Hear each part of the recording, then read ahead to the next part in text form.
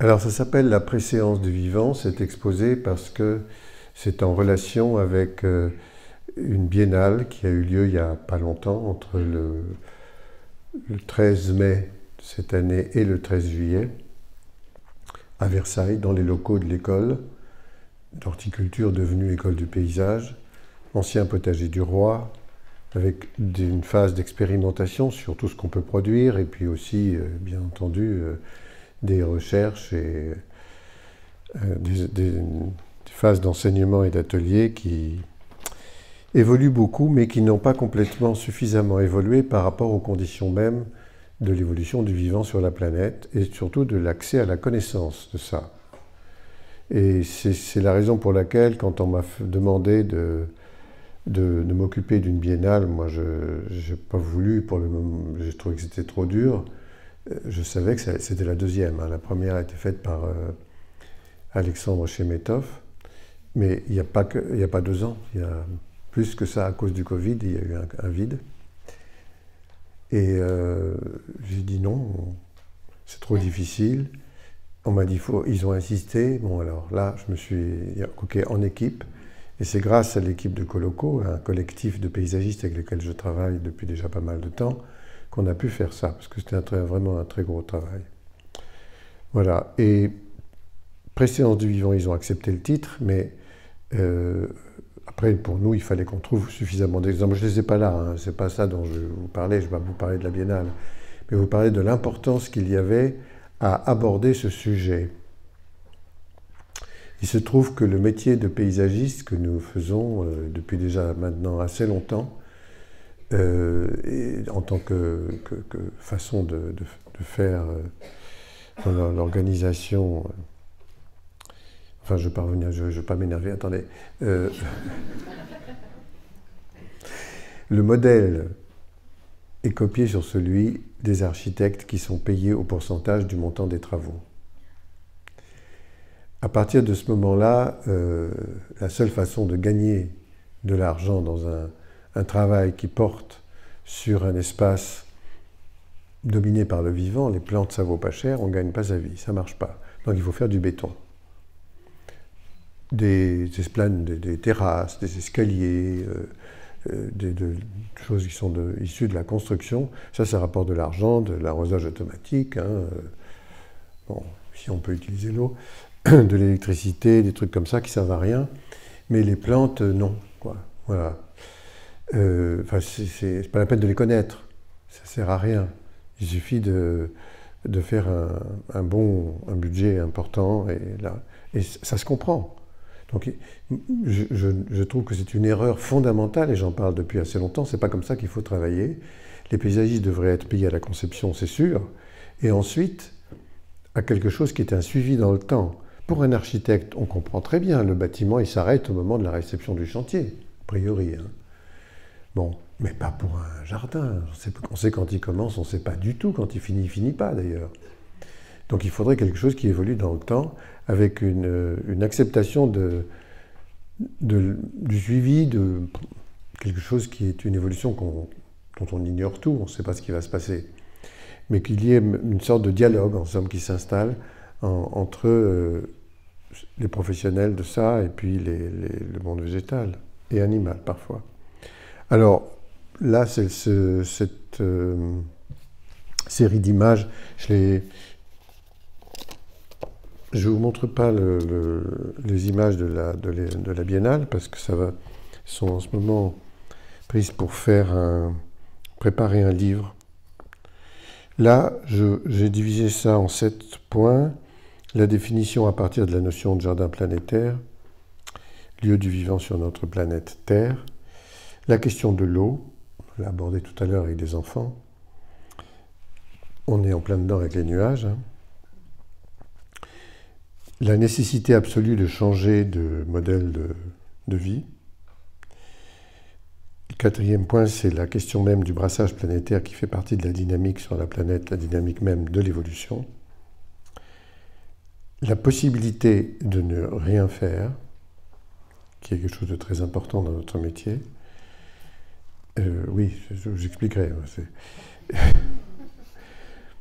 l'évolution avec le changement du modèle culturel, pas facile, et le génie naturel sur lequel on doit compter. Alors, les nuages, ne vous inquiétez pas, c'est bien sûr, le sujet principal, c'est l'eau, on est d'accord, c'est la vie. Il n'y a pas de vie sans eau, mais c'est aussi des blancs pour changer les chapitres. Donc, je parle de la question du vivant au sein de notre planète à nous. Je ne sais pas sur quoi il faut appuyer. Voilà, j'ai trouvé. Et d'ailleurs, ici, vous voyez cette photo qui m'a été...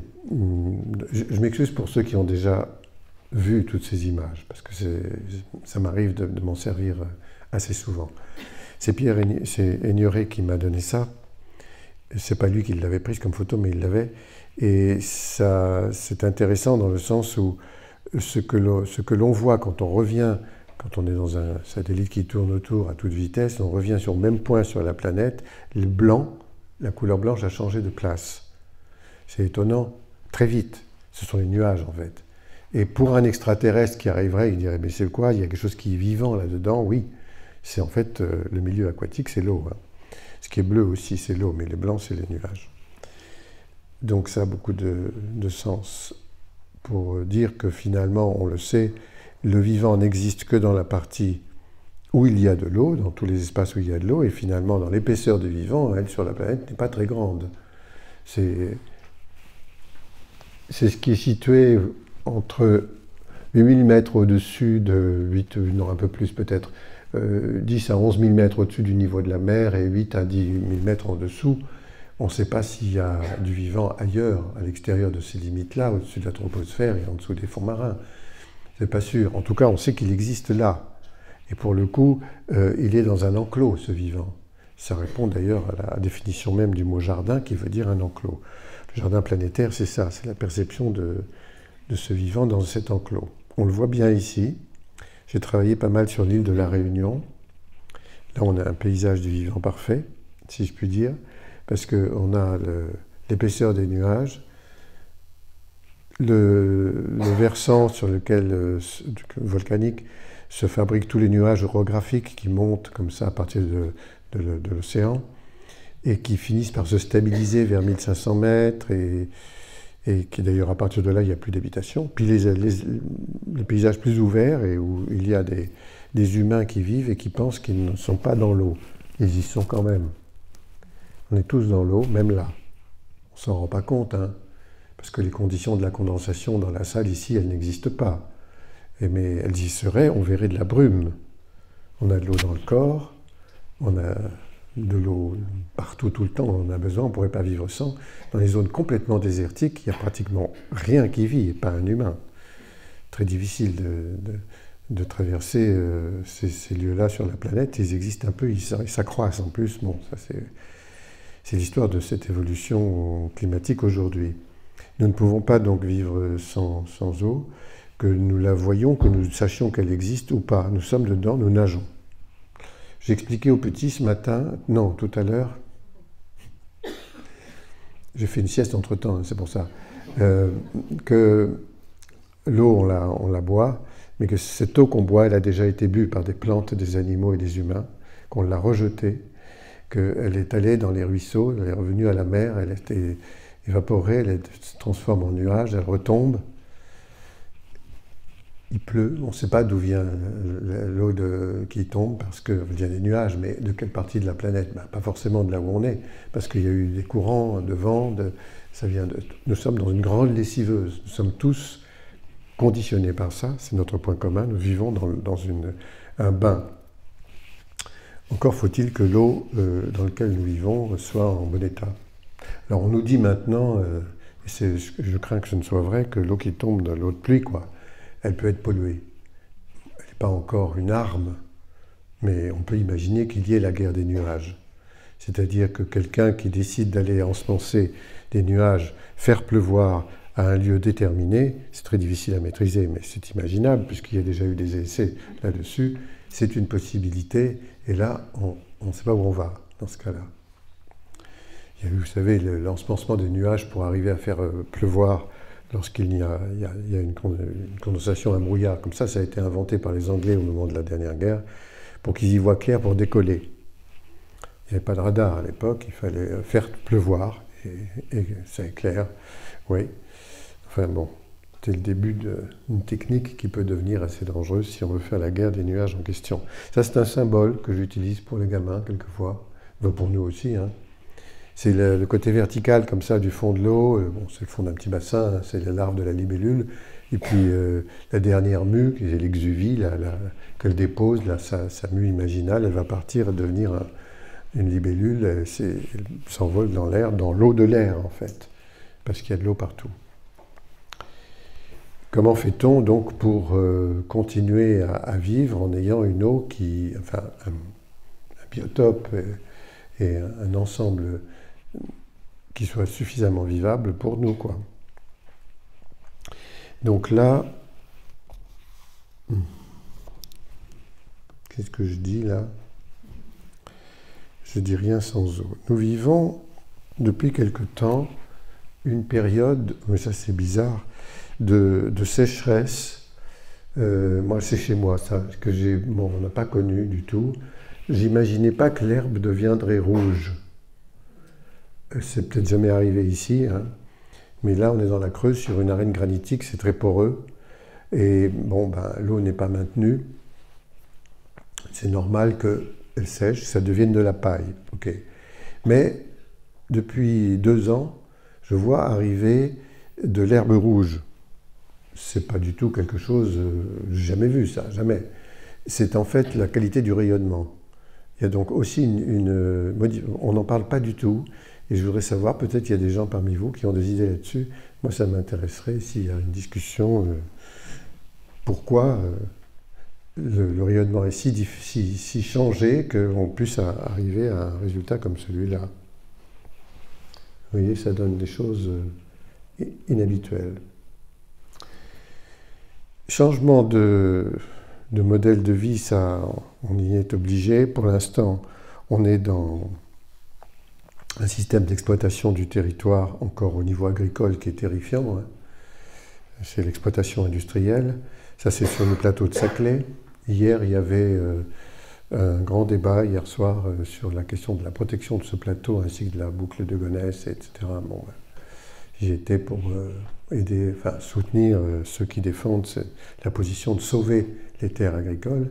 Mais quand elles sont exploitées de cette façon-là, de façon industrielle, là, on sait qu'il n'y a rien dedans, hein. C'est mort. Il y a la plante qu'on cultive et les intrants. Quelquefois, l'eau, quand on peut l'utiliser, ce n'est pas toujours le cas. Là, on est sur un champ de maïs sur le plateau de Saclay. Ça donne quelque chose comme ça en fin de culture. On n'est pas très content. Là, on est en train de dire on va aider les gens à faire du sport, hein. Et donc, on met un gazon en plastique. C'est l'inauguration de 1 hectare de gazon en plastique au lycée français de Madrid. Alors j'y étais, hein, c'est pour ça que j'ai la photo, parce que sinon l'idée ne me serait pas venue d'aller voir ça. Et ça a été inauguré par l'ambassadeur et tout. Bien, j'étais un peu gêné, je ne savais pas quoi. Lui aussi, hein. Parce que, je ne sais pas si vous savez, mais il faut arroser le maïs. Ça, on sait, et on n'a pas l'eau pour le faire, on en a de moins en moins, mais il faut arroser le gazon en plastique aussi. Ah ben oui, surtout ceux qui sont utilisés, ces surfaces de gazon utilisées pour le sport. Vous imaginez à Madrid la chaleur qu'il fait, les enfants qui jouaient là-dessus. Quand ils tombent, ils se brûlent, et c'est des plaies qui sont graves. Donc c'est impossible, il faut arroser. Il faut aussi arroser pour une autre raison, c'est pour dépolluer le gazon en plastique qui capture toutes les saloperies. C'est intéressant, hein? Oui, sauf qu'il n'y a pas d'eau. Ah, alors attendez. Ça, c'est autre chose. Ça, c'est ce qui vient d'arriver il n'y a pas longtemps. Et ça joue énormément sur la question de qu'est-ce qu'on choisit. Est-ce qu'on choisit de faire du sport, de faire du golf ou peu importe, hein, sur un gazon bien tondu, bien vert, bien joli, avec de l'eau, c'est le golf. Ou ou manger quelque chose, parce que voilà, est-ce qu'on arrose le potager ou le green de golf, vous voyez? Vous le savez, ça a été quand même beaucoup critiqué, et à juste titre. Je trouve que là, c'est quelque chose qui ne va pas du tout. Donc il faut qu'on revoie un peu notre façon de penser. Et il y a eu des gens qui qui sont allés directement faire des plantations dans les greens de golf. J'ai pris cette photo dans un journal local dans la Creuse récemment. Puis il y a eu d'autres dessins qui ont été faits, hein, ils se sont amusés. Hein. C'est des images qu'on m'a envoyées, c'est pas moi qui suis allé les chercher, mais ils savaient que ça m'intéresserait. Voilà. Ça donne la situation aujourd'hui. La vache va s'inscrire pour faire du golf parce qu'il n'y a que là qu'elle pourra manger de l'herbe, d'accord? C'est sans doute pas comme ça qu'il faut qu'on continue à faire. Donc, qu'est-ce qu'on va faire? On va bifurquer. Vous voyez que le cheval tenu en... il s'en va. Alors ça reprend le discours que sans doute vous avez entendu aussi la bifurcation des étudiants d'AgroParisTech et d'autres écoles qui disent « Bon, on a compris ce que vous nous avez dit, mais on sait que ce n'est pas ça qu'il faut faire. On s'en va vers une autre direction. On ne vous suit pas, on vous rend le diplôme. » Ça a été quelque chose, vous vous rappelez de ça, quelque chose d'extrêmement important et qui est vraiment révélateur d'une situation globale. Jamais il n'aurait pris cette décision il y a 10 ou 20 ans. Maintenant, il faut le faire. Il faut vraiment, obligatoirement, passer à l'action. On ne peut pas continuer à dire on va faire une transition, nanana, etc., puis on ne fait rien. Non, il faut agir, et là, il n'y a pas d'autre solution. Donc la préséance du vivant, ça veut dire on protège ce qui vit, et on le met en avant pour que nous puissions continuer à vivre. Il se trouve que nous sommes les ultimes maillons d'une chaîne de prédation. Nous dépendons de tout le reste. Nous n'avons pas la possibilité de faire comme les végétaux qui, comme je le disais ce matin aux enfants, tout à l'heure, pardon, aux enfants, eux sont capables, les végétaux, de vivre complètement autonomes parce qu'ils fabriquent leur nourriture à partir de l'énergie solaire. Nous, on ne fait pas ça. Hein. On grille au soleil, c'est tout. La préséance du vivant, ça c'est un dessin qui donne, c'est un peu emblématique, c'est très schématique aussi, mais ça donne un peu une idée. Si on veut le faire dans un métier comme le nôtre, mais ça peut être à toutes sortes de dimensions et pour toutes sortes de métiers, comment s'y prend-on? Là, pour aller d'un point A à un point B, sur un terrain plat, c'était dans une étude sur les 55 000 hectares autour de la ville de Bordeaux, bon, la ligne droite, c'est commode, quoi. C'est fonctionnel, c'est rationnel, tout va bien, on va vite, A à B, on va... Oui, on fait ça. OK. Sauf qu'on détruit plusieurs milieux d'une très haute importance. Un étang avec des tas d'espèces rares et protégées, un bosquet pareil avec une grande diversité, un hameau avec des humains qui ont bien envie de rester là, ben on fait quoi? On n'est pas obligé de faire une ligne droite. Pourquoi faut-il faire ça? Pourquoi faut-il être expéditif, rapide, compétitif, je ne sais pas quoi, alors qu'on va tout tuer? On m'a appris à tuer.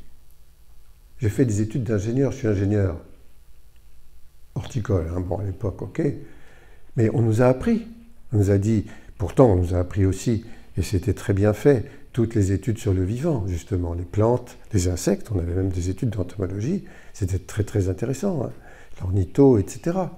Mais quand il fallait s'occuper, gérer, obtenir des résultats, là, on nous avait appris. C'était des études juste avant 68, on était dans cette période. Hein.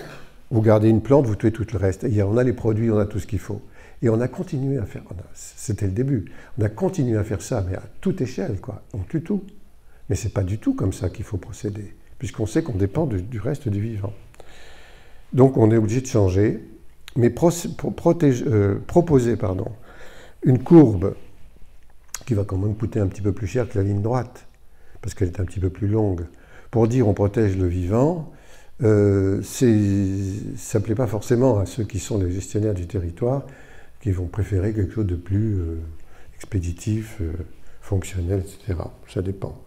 Il y en a aussi qui changent d'avis et qui disent oui, pourquoi pas. Ça, je ne sais pas si vous voyez là, oui vous voyez, à cause du pointillé en jaune au milieu, et c'est une très vieille image, hein. Elle date de 1983, je l'ai prise sur un parc public en Nouvelle-Zélande. C'est une piste de vélo, vaguement, bon. Ça m'a vraiment beaucoup plu, parce que j'avais jamais vu ça. Comment finalement on décide de ne pas enlever un arbre qui aurait été nécessaire pour garder la ligne droite, justement. Ben non, on peut faire autrement.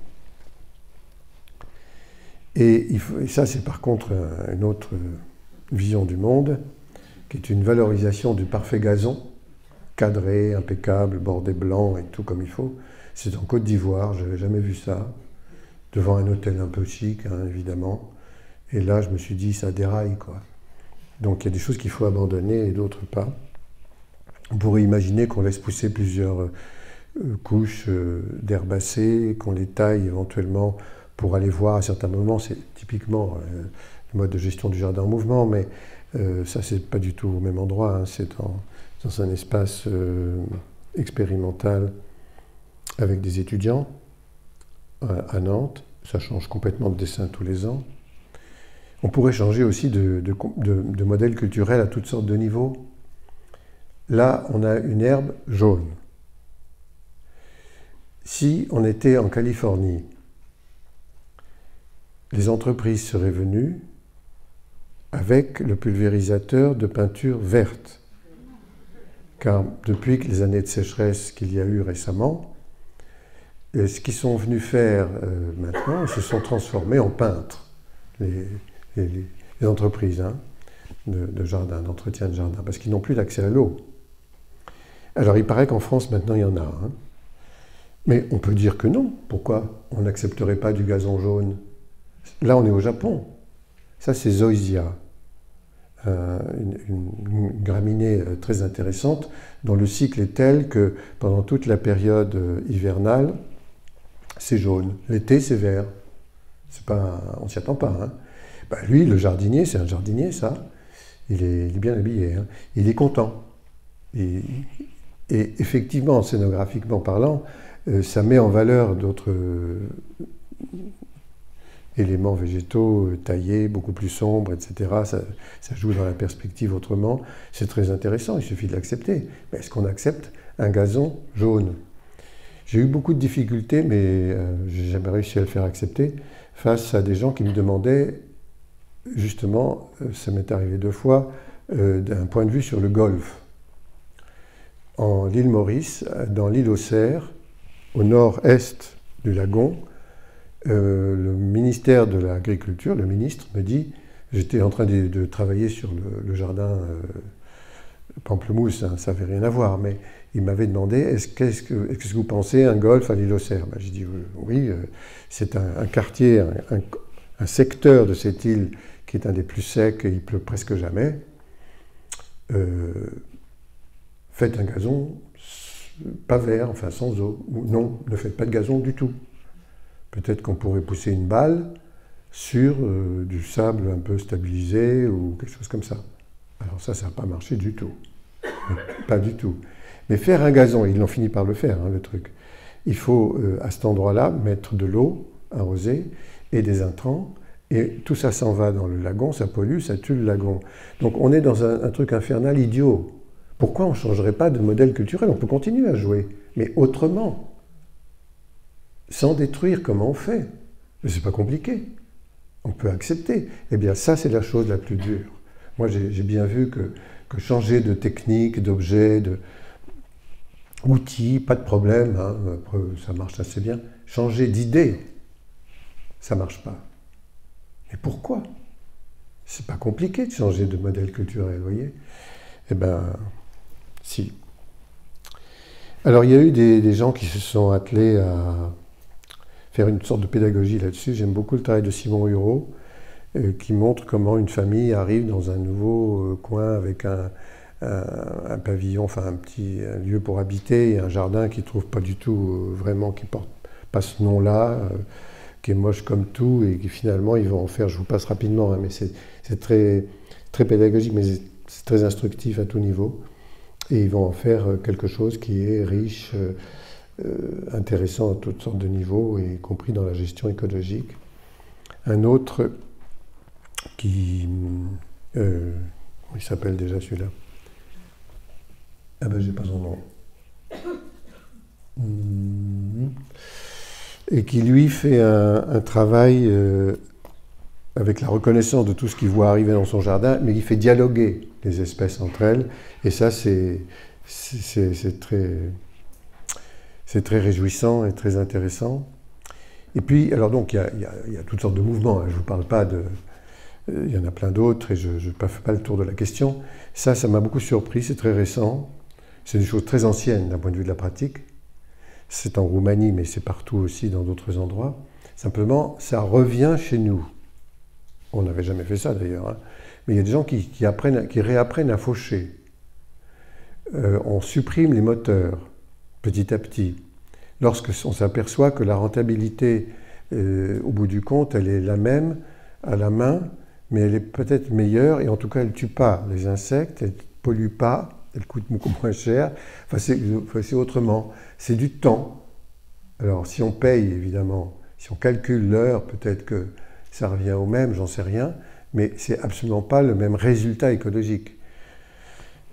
Donc ça m'a surpris, ça c'est d'ailleurs des personnes qui sont en train de faire des cours de fauche avec des Roumains, en Creuse, pas loin de chez moi, et qui maintenant s'en vont dans d'autres régions. J'avoue que je ne m'attendais pas à ça. Mais on peut, c'est pas forcément, vous voyez, on peut pas revenir à des choses qu'on a, des outils trop anciens qui ne seraient pas... Là, ils ont fabriqué des râteaux et des faux modernes, on peut dire, mais qui se manipulent à la main. Une des gestions que moi j'ai beaucoup appréciée, et c'est un jardin que j'ai fait mais que c'est pas moi qui gère, se passe à l'école normale lettres à Lyon. Il y a 8 hectares. Il y a une surface centrale qui est un peu en clairière, une partie seulement tondue, mais tout le reste est fauché, pour faire des meules de foin. Alors, ce n'est pas avec la technique que je vous ai montré là, mais ça pourrait l'être. Et, ah bon, tiens, il manque un truc.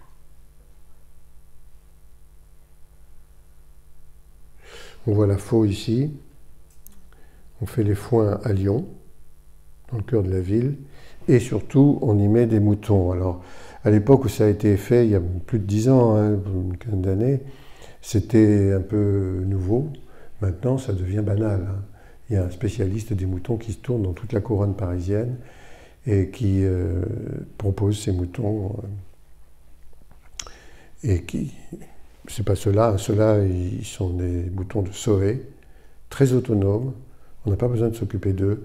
Ils sont originaires d'une île qui était au nord de l'Angleterre et ils ont été isolés tellement longtemps qu'ils sont devenus autonomes. Et ça, c'est pratique. Il y a l'acceptation de végétaux qui arrivent de partout et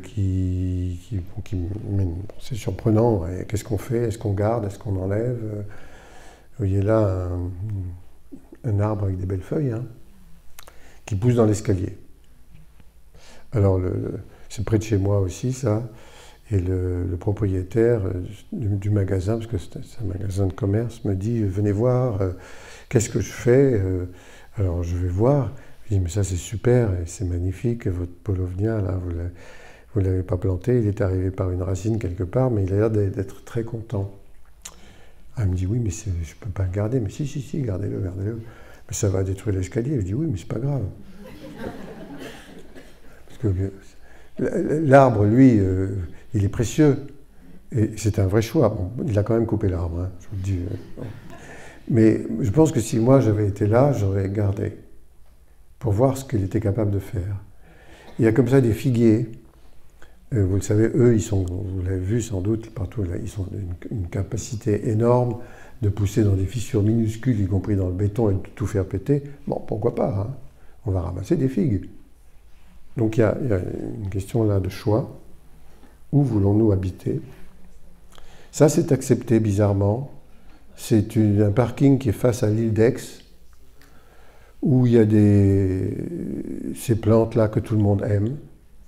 Alors, les roses trémières, on les accepte. Voilà. Elles traversent l'asphalte facilement, hein, sans problème. On a vu aussi, bon, ça c'est un peu bizarre, à force de travailler sur des zones asphaltées, ça c'est naturel, c'est arrivé tout seul. Mais il y a des endroits où on fait des trous, on plante, pour désasphalter. Puis on s'aperçoit que les arbres qui poussent dans ces conditions-là, surtout avec les périodes de sécheresse qu'on a vécues, poussent plus facilement que les arbres qui sont dans des milieux naturels autour. Bon, je ne vous conseille pas d'asphalter votre jardin, hein.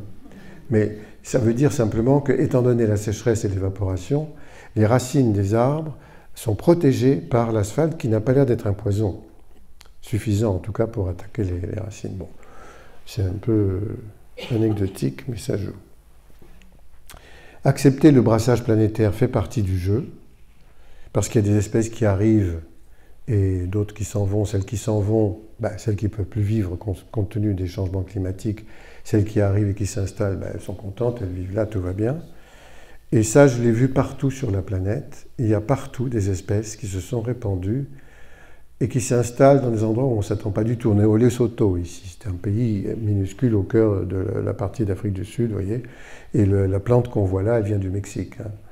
Donc, qu'est-ce qu'elle fait là? Elle est arrivée, on ne sait pas comment, avec des humains sans doute qui ont dû l'aider mais personne ne s'en est occupé. C'est quelque chose qui est spontané.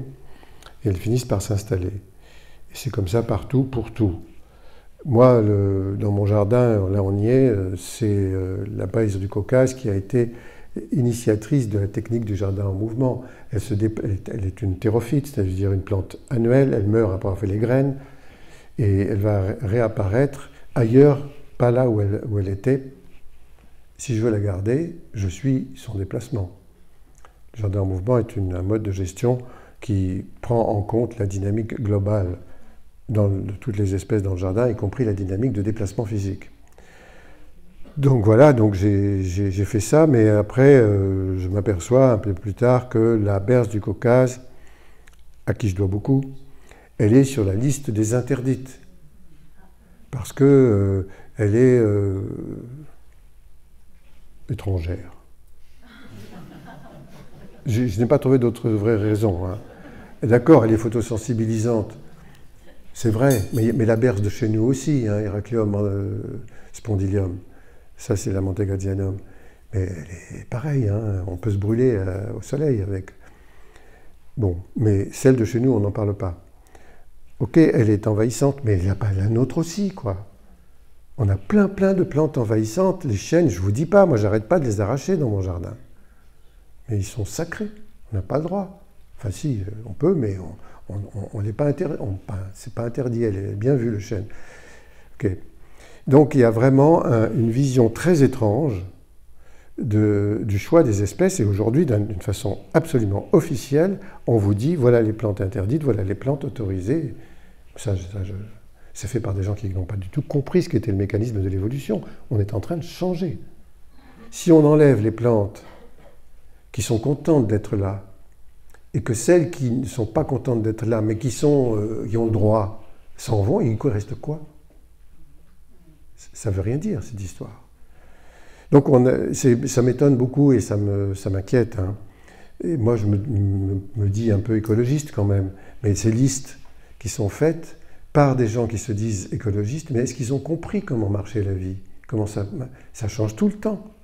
On ne peut pas dire qu'on a une vision fixiste. Dire c'est ça qu'il faut parce que c'était comme ça avant. Ça n'a pas de sens. À la rigueur des architectes du patrimoine, bon, peut-être. On est en plein journée du patrimoine, je crois, aujourd'hui. Mais bon, bref, ça m'énerve beaucoup. Ben là, voilà la noix de coco dont je parlais aux enfants, la plus grosse graine du monde, qui voyage sur la couronne tropicale, qui, elle, s'installe dès qu'elle le peut partout où ça lui convient, mais on ne connaît pas son origine géographique. Elle se met là où elle peut. C'est de l'opportunisme biologique, c'est logique. Les plantes du chaos a été écrit un petit livre récent par Thévenin, qui est un botaniste et qui est vraiment a fait un travail alors sur toutes ces plantes qu'on dit indésirables. Alors on ne dit pas envahissantes, ça c'est pas assez péjoratif, on dit invasives, hein, ça c'est méchant. Il dira bah oui, bah non, elles sont comme les autres. Il en tire, et c'est très intéressant parce que lui, il est vraiment très calé là-dessus, tous les côtés positifs de ces espèces. Alors, qu'est-ce que c'est là? Qu'est-ce que je dis? Le brassage planétaire, j'en ai parlé, je reviens dessus avec juste le domaine du Rayol qui est en bordure de Méditerranée. Là, on ne voit pas très bien où c'est, mais on est en France quelque part, là, hein, en haut à droite. Et jardin basé sur le biome méditerranéen dans son ensemble.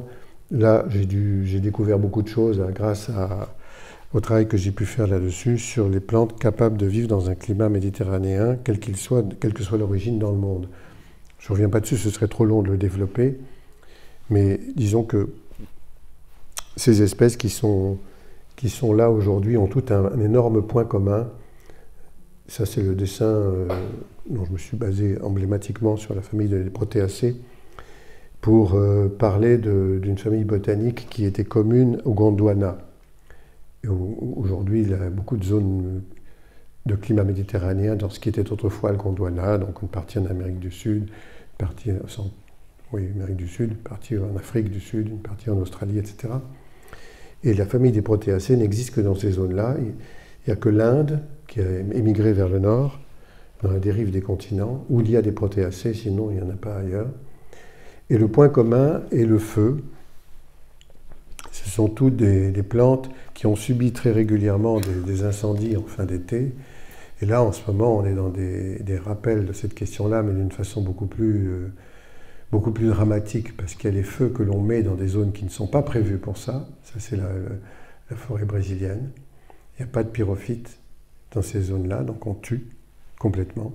Tandis que les pyrophytes, qui sont des plantes qui ont résisté aux incendies et qui se sont transformées par le transformisme lamarckien, on va dire, se sont adaptées aux questions du feu et en ont besoin, y compris pour la levée de dormance des graines qui sont de ces plantes-là, la majorité, mais il n'y a pas que ça. Il y a des levées de dormance des graines de plantes pyrophytes par la fumée.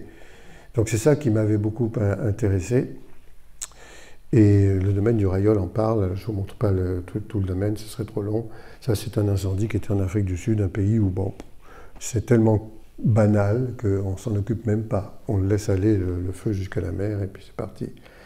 Et après viennent pousser toutes sortes de plantes qu'on n'aurait pas vues fleurir comme celle-ci, qu'on appelle les fire lilies, s'il n'y avait pas eu un choc thermique.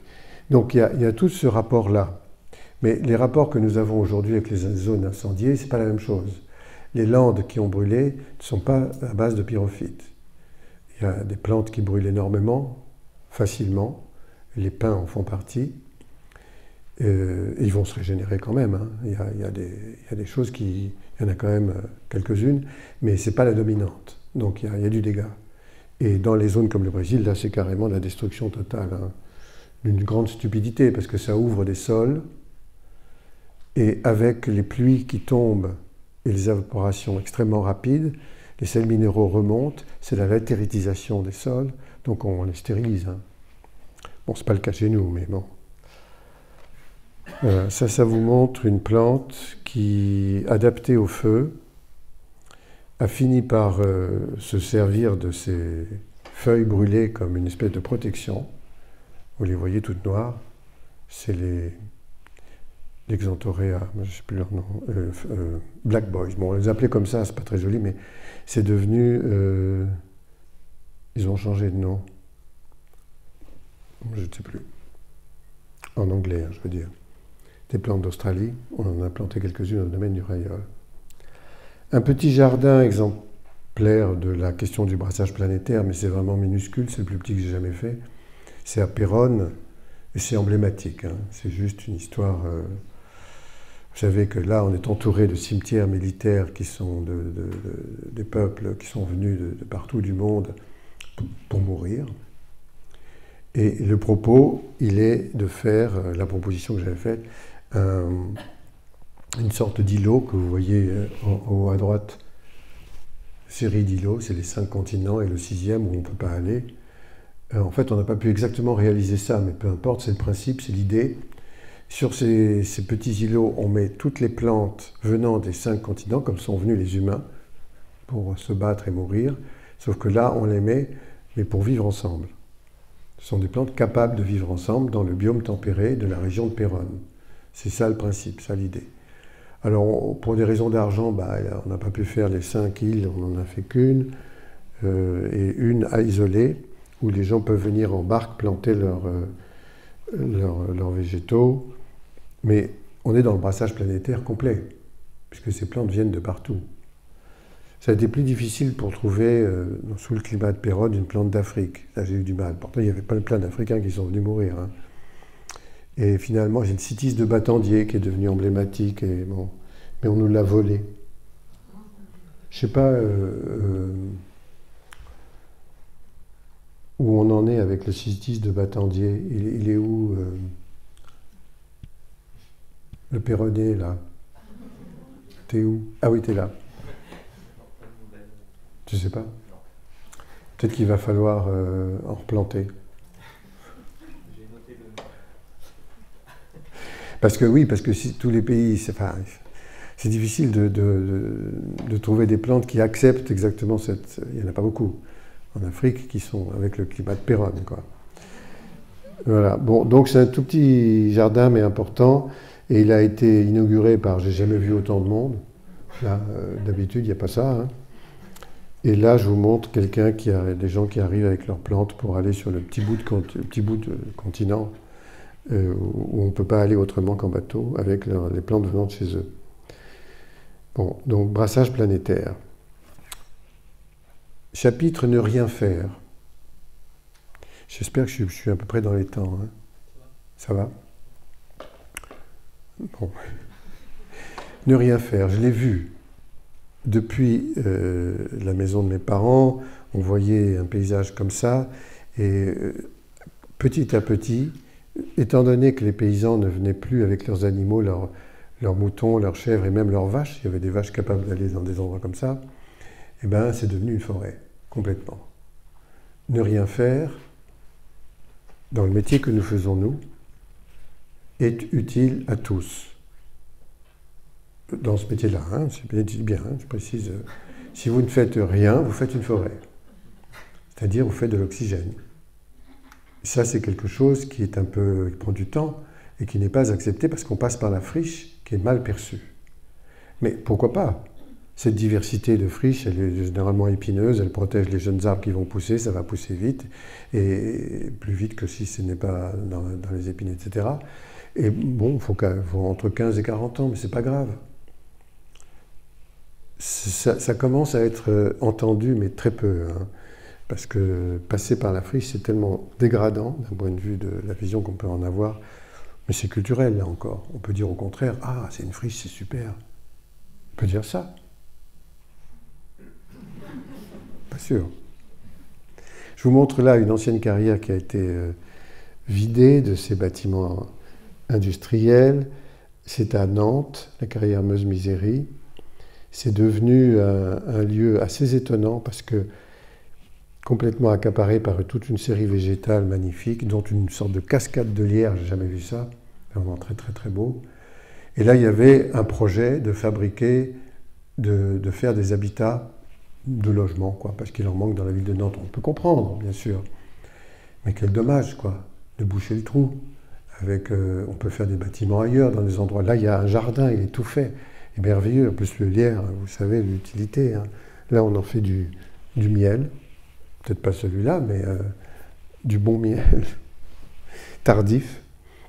Donc un très beau lieu, le jardin est tout fait. Bon, il suffisait un petit peu de retrouver quelques jolies proportions sur les cheminements, un autre matériau peut-être, mais les plantes sont là, quoi. Or, on est la tête de parcours de la biodiversité dans la ville de Nantes. C'était dommage de le transformer en un lieu construit complètement. Mais par contre, bon, là, vous voyez ce qu'il faut enlever.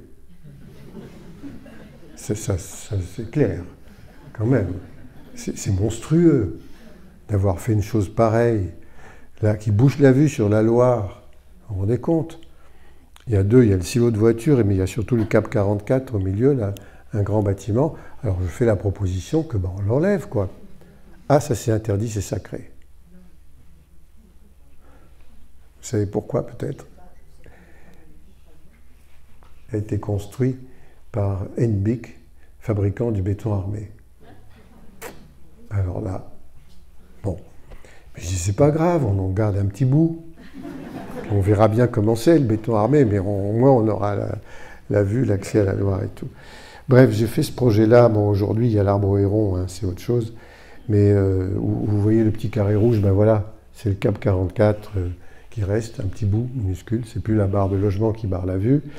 Et l'esplanade va jusqu'à la Loire, et elle s'appelle François Henbick, en l'honneur de... Bon. Mais le jardin, il était tout fait. Et on aurait pu avoir là un lieu de pédagogie, hein, sur la diversité qui est venue spontanément, qui a fait un jardin sans qu'on s'en occupe. Aujourd'hui, c'est pas tout à fait ça qui se passe, mais heureusement, il n'y a pas de logement, il n'y a pas d'architecture, il y a juste l'arbre au héron qui est une œuvre d'art avec des plantes et des animaux. Et ils sont en train de l'installer, je crois. C'est un parc public maintenant. Là, j'ai vu récemment à Bucarest quelque chose ils sont en train de vouloir faire en Roumanie une école du jardin planétaire, et dans un endroit qui s'appelle le Delta Vacaresti, il y a toute cette immense surface qui a été abandonnée au moment où Ceausescu avait fait les bordures en béton là, pour faire un lac. C'était un lac. Bon. Puis il est mort, ou je ne sais pas ce qui s'est passé. C'est devenu quelque chose de tellement libre qu'aujourd'hui, on est dans la ville de Bucarest. Hein, c'est devenu un trésor protégé maintenant par l'UNESCO. Alors il va peut-être y avoir effectivement une école là. Ça m'a beaucoup, ça c'est des photos assez anciennes. Hein. Aujourd'hui c'est comme ça. On voit moins les plans d'eau, mais il y a des observatoires partout. Beaucoup de choses sur les oiseaux, enfin bon. Et dans cette ville, il y a aussi une vision sur la liberté d'expression des plantes dans le tissu urbain lui-même. Hein. Moi, on ne voit pas ça chez nous. On n'a pas l'habitude. Donc il y a une possibilité aussi. Est-ce qu'on accepte ou pas qu'il y ait des espèces qui montent sur nos murs sans qu'on aille les planter et les gérer avec des choses qui coûtent cher, de l'intrant et des machines et tout? Ça, c'est juste un exemple pour vous montrer ce qui s'est passé dans des paysages qui ne sont pas du tout urbains. Et on est en Ardèche ici, où il y avait avant des terrasses partout, qu'on appelait des failles, des cultures, et où c'est devenu une forêt justement par l'abandon. On est dans le tiers paysage absolu. Et là, c'est un observatoire qui s'appelle le belvédère des lichens, parce qu'il y a plein de lichens. Le seul jardin qui aborde cette question depuis longtemps déjà, c'est vous le connaissez peut-être, le parc Matisse à Lille. C'était une colline de gravats avec les briques Vauban dans un tas.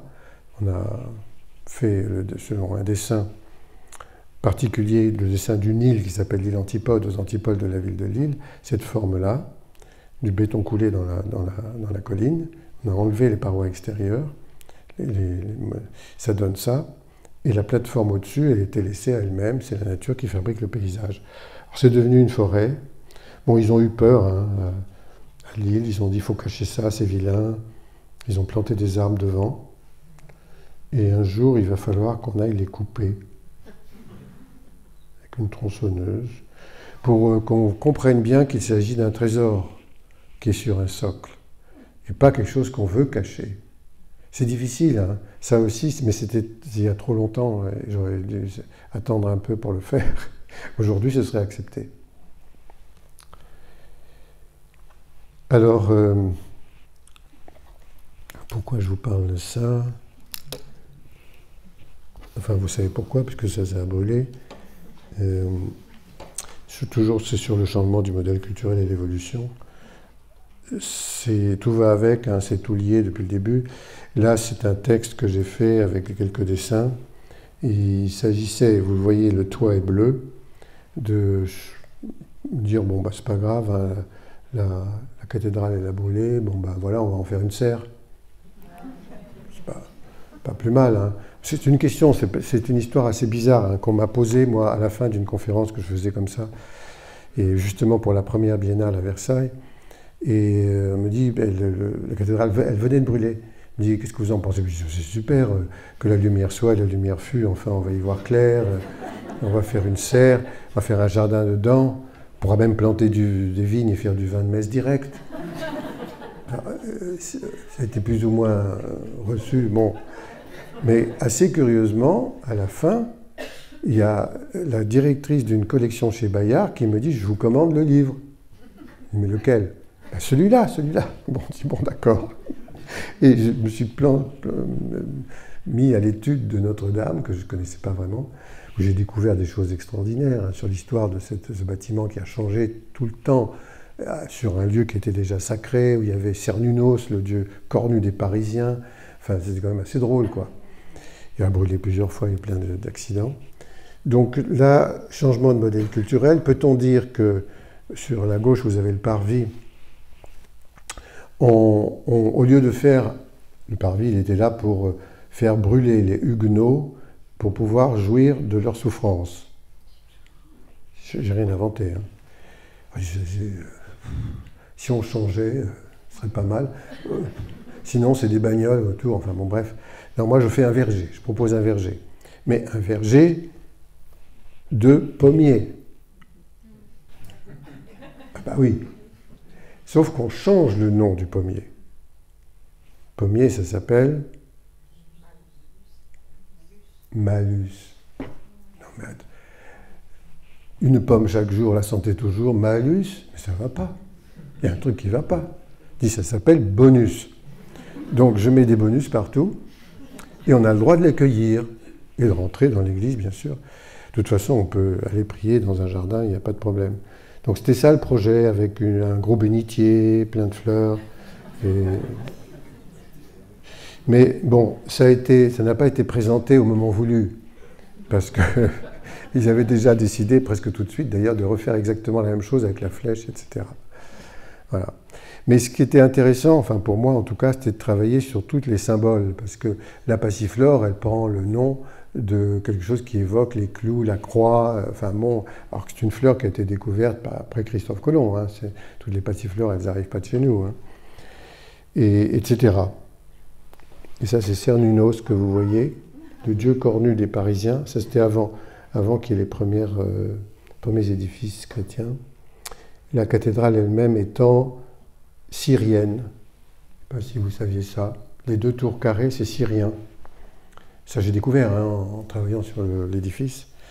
Bon, on ne nous dit pas tout ça. Hein. Donc voilà, ça mélange les cultures, les visions du monde. Et d'autres m'ont envoyé des photos, des fabrications de dessins, où là, je ne crois pas qu'on fera jamais. Ça, c'est le Sacré-Cœur. Ça, c'est le Moulin Rouge. Bon, on peut dire qu'on végétalise les villes, on en a besoin, c'est une affaire entendue. On peut rêver, mais là, ça va un peu. Alors que le projet que je vous montrais comme ça sur Notre-Dame était faisable. Hein. Alors, je finis sur les oursons métis dont je parlais tout à l'heure aux petits. C'est le cercle complémentaire à la Saline Royale d'Arc-Esnan, où vous avez la moitié qui a été réalisée du temps de Claude Nicolas Ledoux. C'était l'endroit où on faisait du sel, les ouvriers avaient leur jardin, leur maison, c'était une espèce de... C'était un peu tenu, hein, dur, mais c'était confortable quand même, si on peut dire. Le sel valait de l'or.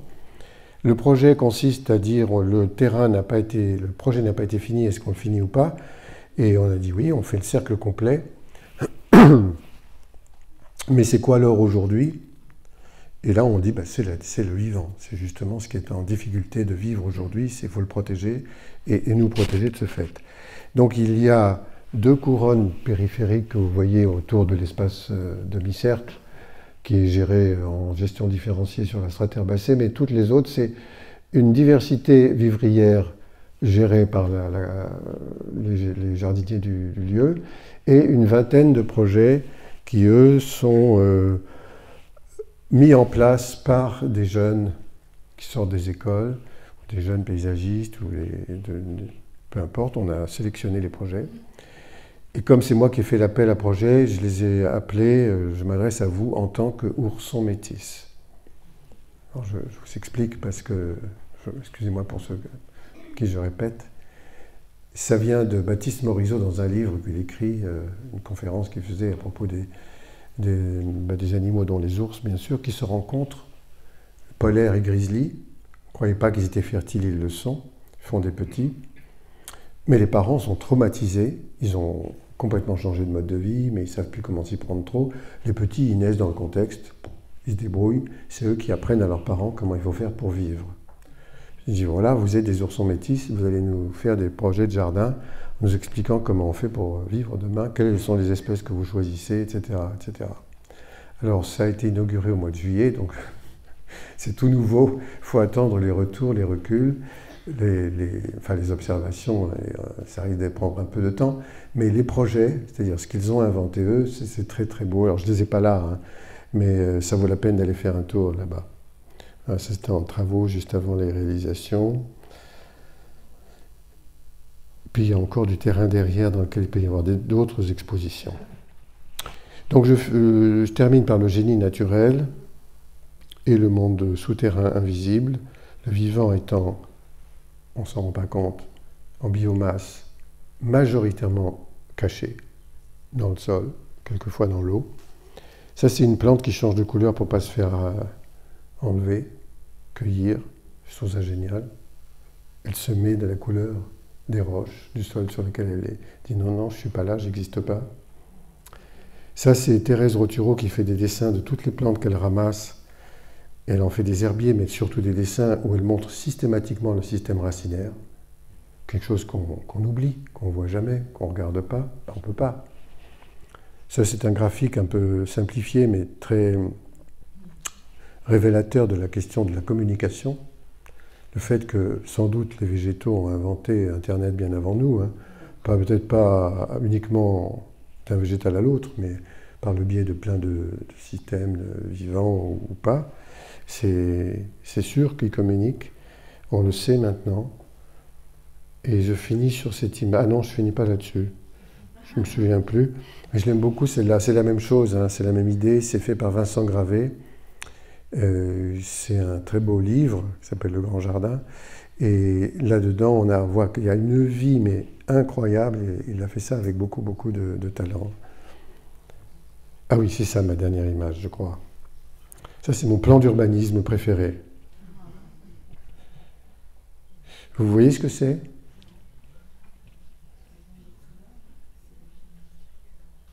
Une limace ou un escargot. Je me lève le matin, le Velux, il y avait eu du pollen qui s'était répandu la nuit, et puis qu'est-ce que je vois ? Un plan d'urbanisme. Et alors ça alors, mais organique, où on voit bien qu'il y a eu une hésitation, qu'il ne fallait pas passer par là, mais par là, etc. Voilà. Donc ça, c'est pas mal. Bon. Après, j'ai quand même dû l'effacer, parce qu'au bout d'un moment, on ne voit plus rien. Mais c'était le plan d'urbanisme que je préfère. Voilà, c'est la dernière image. Je vous remercie d'avoir écouté ce sujet sur la préséance du vivant, l'importance de protéger ce qui nous aide, nous, à vivre.